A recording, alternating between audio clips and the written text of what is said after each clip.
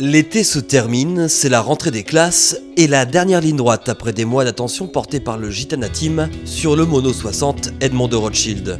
Retour sur une année de préparation où Sébastien Josse a parfois délaissé son costume de skipper au profit de l'élève studieux.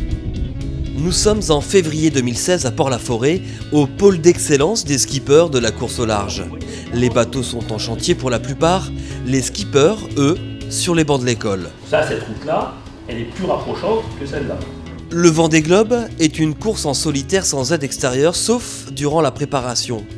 Depuis des années, Jean-Yves Bernot s'use les yeux à apprendre à lire le ciel et à transmettre ses connaissances. Le Vendée Globe a la particularité de ne pas être routé du tout. Donc il va falloir qu'il se débrouille tout seul.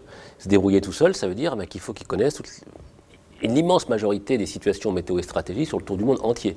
Il y a des systèmes météo qu'il faut connaître et il faut surtout connaître les réponses stratégiques à ces systèmes météo. Ce qu'ils vont faire, c'est prendre des décisions qui sont sensées, ça veut dire trouver une route gagnante, éviter les cul-de-sac quand il y en a, savoir évaluer la fiabilité de la prévision et des choses comme ça. 2-3 fois par semaine, ils vont s'entraîner à faire de la météo et de la stratégie comme ils vont s'entraîner à faire de la salle de muscu et choses comme ça. C'est aussi important. Tous les allées, c'est battement de jambes et les retours, c'est ondulation, dos, brasse. Là, au niveau des entraînements, ils viennent une fois par semaine. L'entraînement dure entre 1 heure et 1 heure et demie. Une année passée à multiplier les formations pour pouvoir zapper les éventuels problèmes rencontrés pendant le tour du monde. La formation qu'on fait avec Seb, c'est un petit stage composite. C'est d'apprendre à réparer un boot. Déjà au sec. De toute façon, sur place. 1 an pour apprendre à devenir le couteau suisse de son 60 pieds, le rêve d'une vie, d'un team, n'est pas à prendre à la légère. Un tour du monde en solitaire nécessite de connaître son bateau sur le bout des doigts pour pouvoir faire face à l'imprévu. Les avaries de mer, on en aura toujours.